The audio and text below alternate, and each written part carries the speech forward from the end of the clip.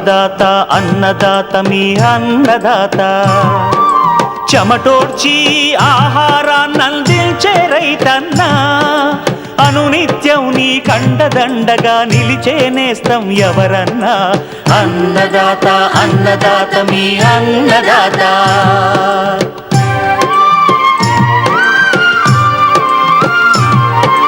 నూతన రీతుల సాగుబడికి నూరింతలు పెరిగే దిగుబడికి సూచనలిచ్చే సస్య రక్షణకు పశు పోషణకి శాస్త్ర విజ్ఞానం అందించి ముందుకు నడిపే తెలుగు రైతు భారతదేశానికి మకుటం అయ్యేలా తీర్చిదిద్దే ఆశయంతో మిమ్ము మేలు కొలిపేది అన్నదాత అన్నదాత అన్నదాత మీ అన్నదాత అన్నదాత అన్నదాత మీ అన్నదాత.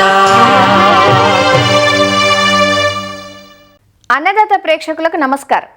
ఈనాటి ముఖ్యాంశాలు: ఖరీఫ్ జొన్నను నష్టపరుస్తున్న చీడపీడలు, సస్యరక్షణ యాజమాన్యం, అరటిలో పనామా తెగులు సమగ్ర నివారణ పద్ధతులు, దొండ సాగులో మేలైన యాజమాన్య పద్ధతులు, ఇంకా జై కిసాన్ వ్యవసాయ సమాచారం.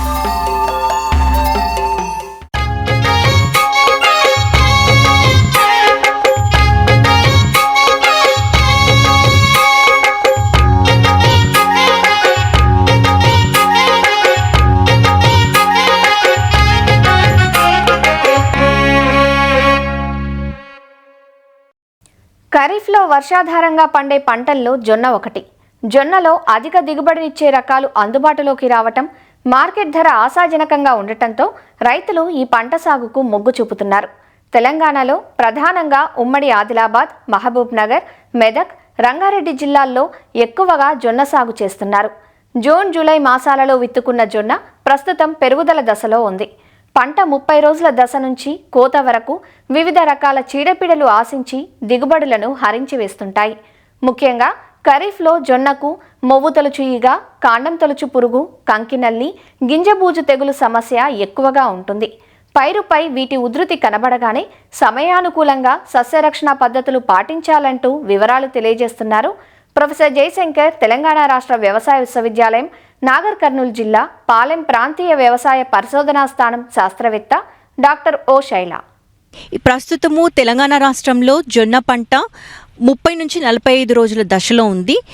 జొన్నలో దిగుబడులు తగ్గడానికి గల కొన్ని కారణాలు చూసుకున్నట్లయితే ముఖ్యంగా చీడపీడలు, జొన్న పంట నాశించేటువంటి చీడపీడల్ని చూసుకున్నట్లయితే మొవ్వు తొలుచు ఈగ, కాండం తొలుచు పురుగు, కంకినల్లి మరియు గింజబూజు తెగులు. ఈ మొవ్వు తొలుచు ఈగ ఎప్పుడైతే ఆలస్యంగా విత్తినప్పుడు, ఆ తర్వాత విత్తిన వెంటనే వర్షాధార పరిస్థితులు గమనించినట్లయితే ఈ సమయంలో ఈ మొవ్వు తొలుచు ఈగ అనేది ఎక్కువగా ఆశించడం జరుగుతూ ఉంది. అయితే ఇది ఆశించినటువంటి మొక్కల యొక్క మొవ్వు చనిపోతుంది. ఈ మొక్కలు లాగినప్పుడు సులువుగా ఊడిపోతాయి. అంతేకాకుండా కుళ్ళిపోయినటువంటి వాసన కూడా మనం గమనించడం జరుగుతుంది. దీన్ని నివారించడానికి థయోమిథాక్సామ్ 3 గ్రాములు లేదా ఇమిడాక్లోప్రిడ్ విత్తన శుద్ధి చేసుకోవాలి కేజీ విత్తనానికి పట్టించి. పొలంలో గనక దీని ఉధృతి గమనించినట్లయితే సైపర్మెత్రిన్ 1 మిల్లీలీటరు లీటర్ నీటిలో కలుపుకొని పిచికారీ చేసుకోవాలి. ఆ తర్వాత కాండం తొలిచే పురుగు. ఈ పురుగు ఏంటంటే పంట 30 రోజుల దశ నుంచి పంట కోత వరకు కూడా మనం దీన్ని గమనించవచ్చు. ఇది ఆశించినట్లయితే మొవ్వు చనిపోతుంది. మనం కాండాన్ని చీల్చి చూసినట్లయితే లార్వాలు, పిల్ల పురుగులు కనిపిస్తాయి. అంతేకాకుండా ఎర్రటి కన్నజాలాన్ని మనం గమనించవచ్చు. దీన్ని నివారించడానికి మనము కార్బోఫ్యూరాన్ 3G గుళికల్ని 4 కిలోలు 1 ఎకరా చొప్పున తీసుకొని సుడుల్లో వేసుకోవాలన్నమాట. ఇక చివరగా గింజబూజు తెగులు. ఈ గింజబూజు తెగులు ఏంటంటే పూత మరియు గింజ కట్టే దశల్లో ఎక్కువగా మనం గమనించడం జరుగుతుంది. గింజ కట్టే దశలో వర్షాభావ పరిస్థితులు కనుక ఉన్నట్లయితే ఈ బూజు తెగులు ఎక్కువగా వస్తుంది. ఇది ఆశించినటువంటి గింజ పైన, పూత పైన నల్లటి మచ్చలు, బూజు అనేవి ఏర్పడుతుంది.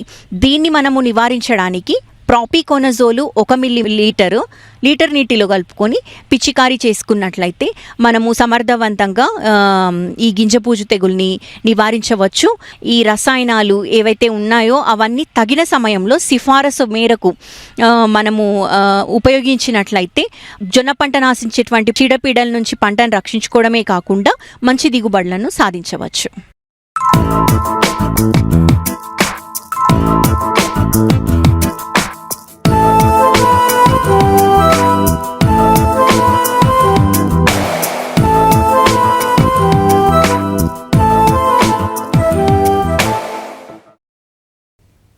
అరటి దాదాపు అన్ని జిల్లాల్లోనూ సాగవుతూ అందరూ ఇష్టపడే పండు.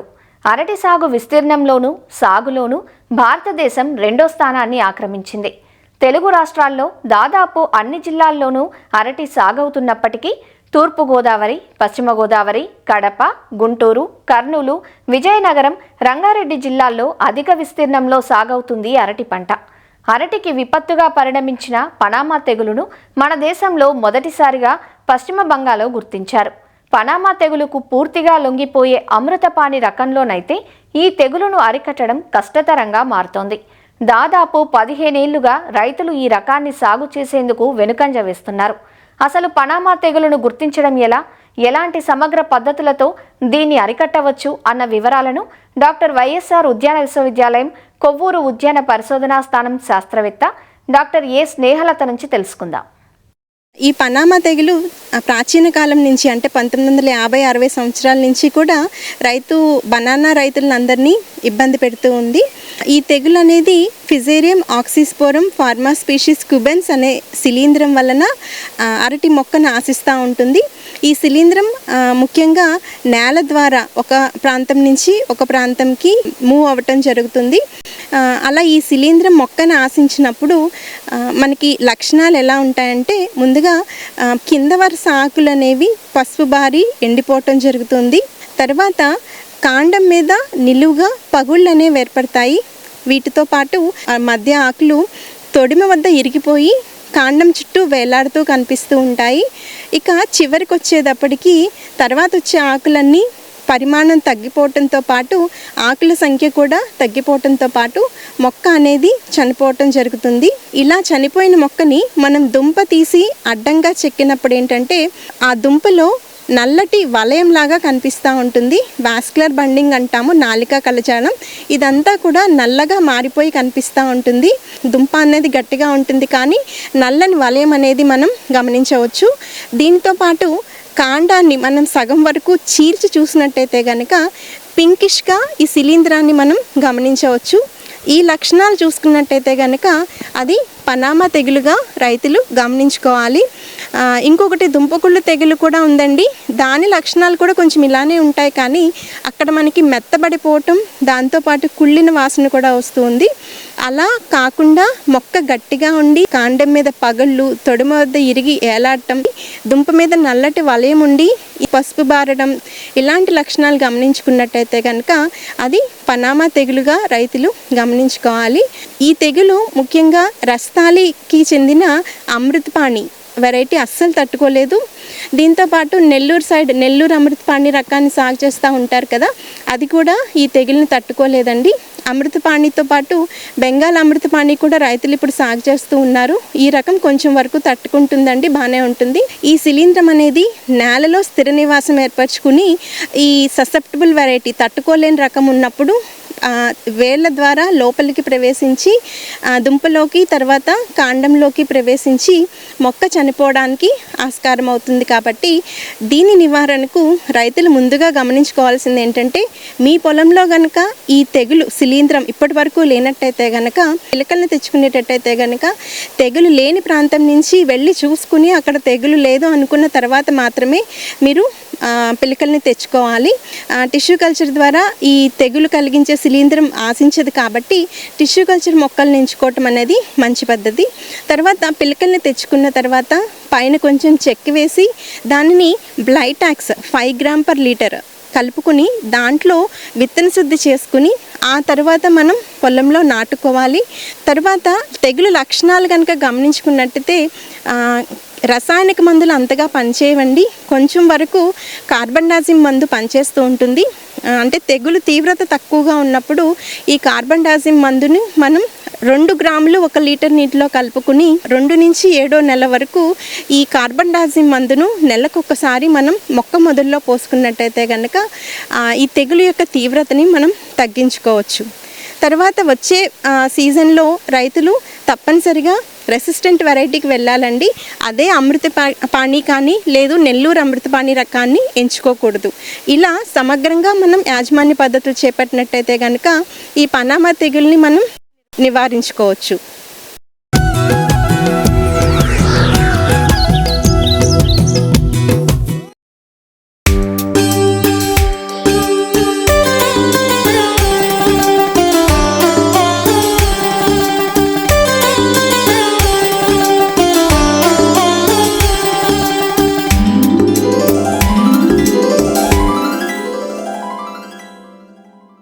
రైతుకు నిత్యం ఆదాయాన్నిచ్చేవి కూరగాయ పంటలు. నీటి వసతి గల రైతులు సంవత్సరమంతా పలు రకాల కూరగాయల సాగును చేపడుతూ ఉంటారు. ఒకసారి నాటితే 2-3 ఏళ్ల పాటు నిత్యం దిగుబడినివ్వగల బహువార్షిక తీగజాతి పంట దొండ. అందుకే పెట్టుబడులు అధికమైనా సరే రైతులు దీని సాగుకు మొగ్గు చూపుతుంటారు. ఇందుకోసం శాశ్వత పందిర్లను సైతం ఏర్పాటు చేసుకుంటారు. ఆయా ప్రాంత అవసరాలకు తగ్గట్లుగా కర్రలను గాని రాతి స్తంభాలను గాని ఉపయోగించి పందిళ్లను ఏర్పాటు చేసుకుంటూ ఉంటారు. సమర్థ యాజమాన్యంతో దొండ నుంచి ఎకరాకు సంవత్సరానికి 35 నుంచి 40 టన్నుల వరకు దిగుబడులు సాధించే అవకాశం ఉంటుంది. దొండకు చీడపీడల సమస్య కూడా పెద్దగా లేదు. కానీ విత్తనపు ముక్కలకు పందిర్లు వేయటానికే అధిక ఖర్చు అవుతుంది. ఇంత కష్టపడి పందిర్లను నిర్మించుకున్నప్పుడు సాగులో కూడా తగిన యాజమాన్య పద్ధతులను ఆచరించినప్పుడే సాగు లాభదాయకంగా ఉంటుంది. మరి దొండనారు పెంపకం సాగులో పాటించాల్సిన మేలైన యాజమాన్య పద్ధతులేవో ఈరోజు అన్నదాతలో తెలుసుకుందాం. దొండ ఒక బహువార్షిక తీగజాతి మొక్క. దొండ నాటిన తరువాత 2-3 సంవత్సరాల పాటు మంచి పంటనిస్తుంది. గాలిలో తేమ ఎక్కువగా ఉన్న ప్రాంతాలు దొండ సాగుకు అత్యంత అనుకూలం. ఇది ఎక్కువ చలిని తట్టుకోలేదు. వేసవికాలం, వర్షాకాలం అనుకూలంగా ఉంటుంది. దొండను జూన్, జూలైలో నాటుకోవచ్చు. చలి తక్కువగా ఉండే కోస్తాంధ్ర ప్రాంతాల్లో సంవత్సరమంతా నాటుకోవచ్చు. దొండ సాగుకు మురుగునీరు నిల్వని నేలలు, సారవంతమైన గరప నేలలు, ఒండ్రు నేలలు అనువుగా ఉంటాయి. దొండలో 2 ముఖ్యమైన రకాలున్నాయి. అవి సన్నదొండ, లావుదొండ. ఇవి వాణిజ్యపరంగా సాగుకు అనుకూలంగా ఉంటాయి. దొండను సాధారణంగా కాండపు ముక్కలు ద్వారా ప్రవర్ధనం చేస్తారు. ఈ కాండపు ముక్కలను ఒకేసారి నేరుగా ప్రధాన పొలంలో నిర్దేశించిన దూరంలో నాటుకోవచ్చు. లేదా పాలిథీన్ సంచిలో ఉంచి నారుమడిని పెంచి కూడా నాటుకోవచ్చు. నారు పెంచి నాటుకోవటం వల్ల బ్రతుకుదల శాతం ఎక్కువగా ఉంటుంది. నారు పెంచేటప్పుడు రైతులు కొన్ని జాగ్రత్తలు తీసుకోవలసి ఉంటుంది. కాండపు మొక్కలను ఆరోగ్యవంతమైన తల్లి మొక్క నుంచి ఎంచుకోవాలి. కాండం ముక్కలను పాత కొమ్మల నుండి మాత్రమే తీసుకోవాలి. కాండపు ముక్కలు పెన్సిల్ మందంతో ఉండి 25 సెంటీమీటర్ల పొడవుతో 3 కణుపులు ఉండే విధంగా చూసుకోవాలి. నాటుకునే ముందుగా ఈ కాండపు ముక్కలను కాపర్ ఆక్సీక్లోరైడ్ 3 గ్రాములు లీటరు నీటికి కలిపిన ద్రావణంలో ముంచి శుద్ధి చెయ్యాలి. తర్వాత 1 కణుపు పైకి ఉండేలా పాలిథీన్ సంచి మధ్యలో నాటుకోవాలి. కాండపు ముక్కలను నాటిన తర్వాత పాలిథీన్ సంచులను నీటితో తడపాలి. తర్వాత అవసరాన్ని బట్టి నీటిని రోజ్ క్యాన్తో కానీ పైపుతో కానీ అందించాలి. నాటిన 9వ రోజు నుంచి కాండపు ముక్కలు కణుపుల నుండి కొత్త చిగుర్లు మొదలవుతాయి. అవసరాన్ని బట్టి లేదా ప్రతి 4 రోజులకొకసారి కాపర్ ఆక్సీక్లోరైడ్ 3 గ్రాములు లీటరు నీటికి కలిపిన ద్రావణాన్ని పాలిథీన్ సంచులలో పోసుకోవాలి. దీనివల్ల కాండం కుళ్ళు తెగులును అరికట్టవచ్చు. సాధారణంగా 25 రోజుల నుంచి 30 రోజులకు వేర్లు కలిగిన కొత్త చిగుర్లు వచ్చిన కాండపు ముక్కలు ప్రధాన పొలంలో నాటుకోవటానికి సిద్ధంగా ఉంటాయి. దొండ సాగుకు ఎంచుకున్న పొలాన్ని 2-3 సార్లు బాగా దున్నుకోవాలి. ఎటు చూసినా 2 మీటర్ల దూరంలో గుంతలను త్రవ్వుకోవాలి. 3 కిలోల సేంద్రియ ఎరువు, 250 గ్రాముల వేపపిండిని మట్టితో కలిపి గుంతను నింపుకోవాలి. పాలిథీన్ సంచిని తీసి దొండ కాండపు ముక్కలను గుంత మధ్యలో నాటుకోవాలి. ఎకరాకు 1400 నుంచి 2000 కాండపు ముక్కలు సరిపోతాయి. దొండ సాగులో నీటి యాజమాన్యం అత్యంత ప్రధానమైనది. కాండపు ముక్కలు పెట్టే ముందు గుంతలను బాగా తడపాలి. అంతేకాదు మొక్క మొదళ్లలో నీరు నిల్వ ఉండకుండా చూసుకోవాలి. అవసరాన్ని బట్టి 7-10 రోజులకొకసారి నీటి తడిని అందించాలి. వర్షాలు అడపాదడపా కురుస్తుంటే నీరు పెట్టవలసిన అవసరం లేదు. పూత సమయంలో, పిందె కట్టే సమయంలో, కాయ పెరుగుతున్న సమయంలో నీటి ఎద్దడి లేకుండా చూసుకోవాలి. లేకపోతే దిగుబడులు తగ్గే ఆస్కారం ఉంది. మొక్క మొదళ్లలో వరి ఊక లేదా గడ్డి, ఎండిన కలుపు మొక్కలను ఆచ్ఛాదనగా ఉంచటం ద్వారా నీరు ఆవిరయ్యే శాతాన్ని తగ్గించుకోవచ్చు. బిందు సేద్యం ద్వారా నీటిని ఆదా చేసుకోవచ్చు. దొండ సాగులో మరొక ప్రధానమైన అంశం ఎరువుల యాజమాన్యం. దొండ నాటుకునే ముందే ఎకరాకు 8 నుంచి 10 టన్నుల పశువుల ఎరువు వేసి కలియదున్నాలి. ఎకరాకు 32 నుంచి 40 కిలోల భాస్వరం, 16 నుంచి 20 కిలోల పొటాష్ ఇచ్చే ఎరువులను గుంతలో వేసి కప్పివేయాలి. ఎకరాకు 32 నుంచి 40 కిలోల నత్రజనిని 2 సమభాగాలుగా చేసి విత్తిన 25 నుంచి 30 రోజులకు ఒకసారి, పూత పిందె దశలో మరొకసారి అందించాలి. ఎరువులను మొక్క దగ్గర్లో చిన్న గుంత తీసి అందులో వేసి మట్టితో కప్పాలి. తర్వాత నీటిని అందించాలి. ఎరువులు వేసిన ప్రతిసారి మొక్క చుట్టూ మట్టిని ఎగదొయ్యాలి. దీనివల్ల మొక్క బాగా పెరుగుతుంది. కలుపు మొక్కలను ఎప్పటికప్పుడు తీసి నేలను గుల్లబారేటట్లు చేసి మట్టిని ఎగదొయ్యాలి. ఎకరాకు పెండిమిథాలిన్ 1.2 లీటర్లు 200 లీటర్ల నీటికి కలిపి కాండపు ముక్కలు నాటిన 24 నుంచి 48 గంటలలోపు పిచికారీ చేస్తే నాటిన తొలి నాళ్లలో కలుపు పుట్టదు. భూమట్టం నుంచి 5 అడుగుల ఎత్తుగా పందిరి వేసుకోవాలి. ఈ పందిర్లను కర్రలతో కానీ రాతి స్తంభాలను పాతుకొని కానీ వేసుకోవచ్చు. నాటిన 3-4 నెలల్లో దొండతీగ పందిరంతా అల్లుకుని కాపునిస్తుంది. కాయ కోత తర్వాత బలహీనంగా ఉండే తీగలను, ఆకులను, పసుపు రంగుకు మారే తీగలను కత్తిరించాలి. పెన్సిల్ మందమున్న తీగలన్నింటినీ 2 కణుపులు ఉంచి మిగతాదంతా వెనక్కు కత్తిరించాలి.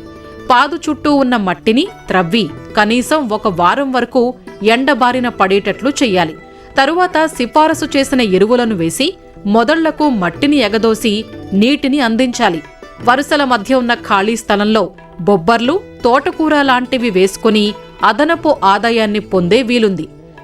దొండ సాగులో ప్రధాన సమస్య పాము పొడ పురుగులు. లీఫ్ మైనర్ అంటారు ఈ పురుగులను. వీటి గొంగళి పురుగులు చాలా సన్నగా ఉండి ఆకు పొరల్లో చొచ్చుకుపోయి పత్రహరితాన్ని తింటూ తెల్లని చారలను ఏర్పరుచుకుంటాయి. పాము పొడ పురుగుల నివారణకు పెరుగుదల దశ నుంచి పూత వచ్చే వరకు 5% వేపగింజల కషాయాన్ని 15 రోజుల వ్యవధిలో పిచికారీ చెయ్యాలి. పురుగులను గమనించిన వెంటనే లీటరు నీటికి 2 మిల్లీలీటర్ల ప్రొఫెనోఫాస్ పిచికారీ చేస్తే నష్టాన్ని అరికట్టవచ్చు. దొండలో మరొక ప్రధాన సమస్య రసం పీల్చు పురుగులు. ముఖ్యంగా తామర పురుగులు, పేనుబంక, తెల్లదోమ ఆకుల అడుగు భాగాన చేరి రసాన్ని పీల్చటం వల్ల ఆకులు పెళుసుగా మారి గిడసబారిపోతాయి. వీటి నివారణకు వేప నూనె 5 మిల్లీలీటర్లు లీటరు నీటికి కలిపి ప్రారంభ దశలో పిచికారీ చేయాలి. పసుపు మరియు నీలం రంగు జిగురు అట్టలను ఎకరాకు 20 చొప్పున ఏర్పాటు చేసుకుంటే రసం పీల్చు పురుగులు వీటికి అంటుకొని చనిపోతాయి. చివరి అస్త్రంగా మాత్రమే రసాయనాలను పిచికారీ చెయ్యాలి. డైమిథోయేట్ 2 మిల్లీలీటర్లు లేదా ఫిప్రోనిల్ 2 మిల్లీలీటర్లు లేదా ఇమిడాక్లోప్రిడ్ 0.3 మిల్లీలీటర్లు లీటరు నీటికి కలిపి పిచికారీ చెయ్యాలి. దొండకాయలు లేతగా ఉన్నప్పుడే కోతలు చెయ్యాలి. కాయకోత ఆలస్యమైతే కాయలు పండుబారి మార్కెట్ చేయటానికి పనికిరావు. సంవత్సరానికి ఎకరాకు 60 టన్నులకు పైగా దిగుబడులు పొందే వీలుంది.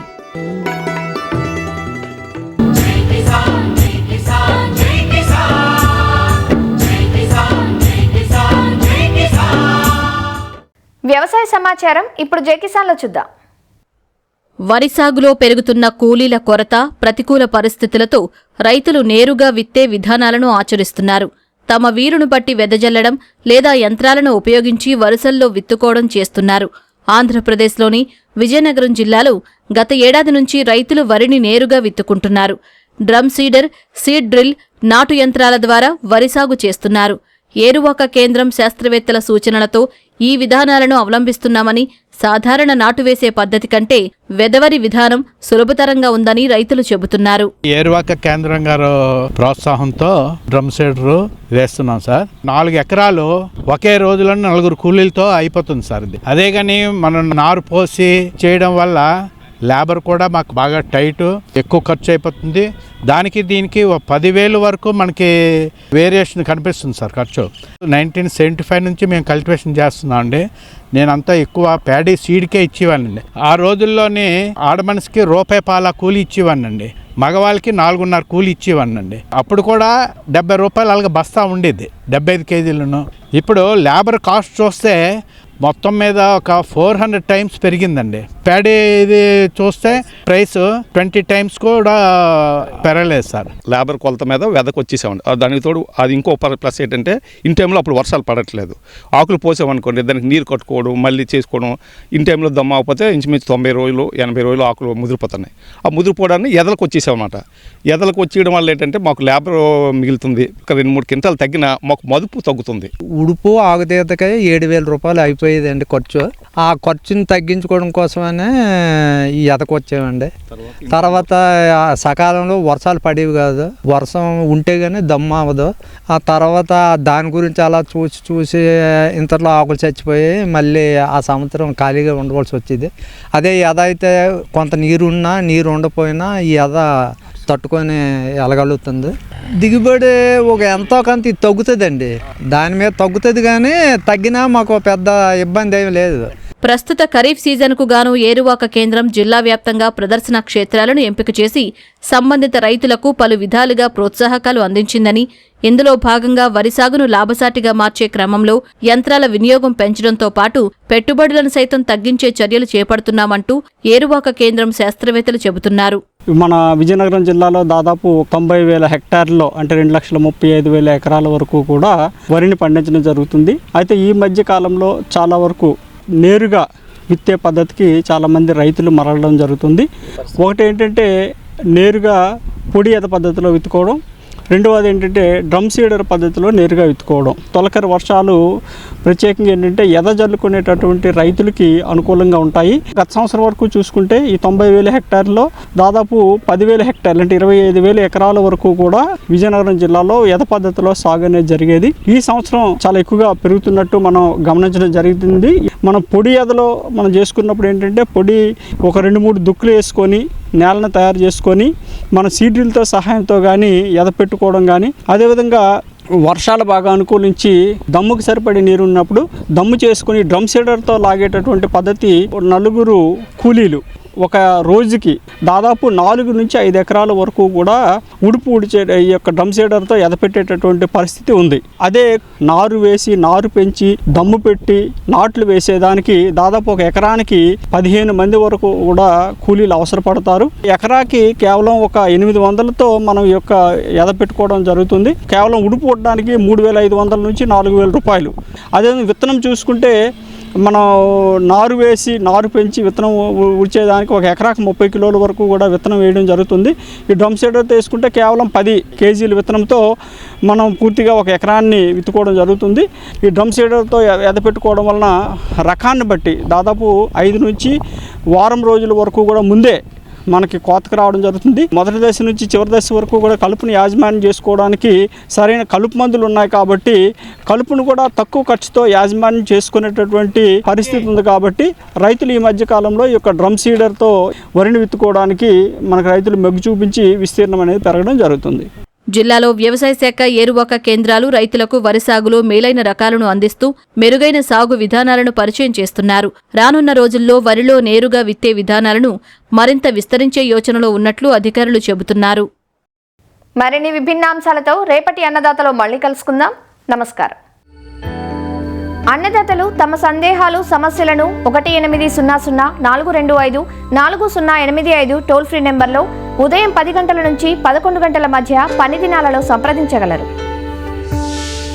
ఈ కార్యక్రమాన్ని యూట్యూబ్లో www.youtube.com/annadaata ETV లింక్ ద్వారా వీక్షించవచ్చు.